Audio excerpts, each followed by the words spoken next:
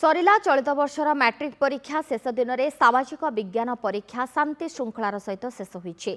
निर्धारित समय परीक्षा आरंभ हुई शेष होईतिला। परीक्षा सरिबा परे छात्र छात्री मध्य आनंद और खुशी देखा मिलता।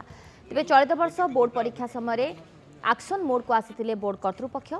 परीक्षा विशृंखला किंबा अनियमितता को अति गुरुतर भाव में नहीं बोर्ड। कॉपी रोकवा हेउ किंबा प्रश्नपत्र भाइराल हेउ नुआ टेक्नोलोजी व्यवहार करी परीक्षा प्रक्रिया को परिचालना करथिला बोर्ड। एथिपई एआई बा आर्टिफिशियल इंटेलिजेंस रो सहायता निया जायथिला।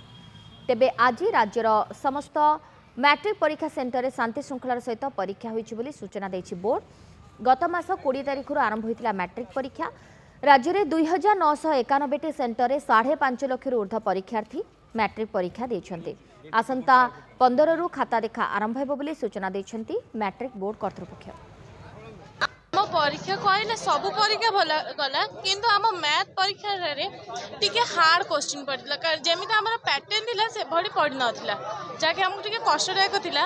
आम बहुत बहुत कठिन परिश्रम करी उठी पढ़ुलु 60-70 आसब आशा रखी फ्यूचर आईपीएस भावी। हाँ परीक्षा बहुत बढ़िया रहा आ मूल्यांकन करा गले 90% तो निश्चित आसो।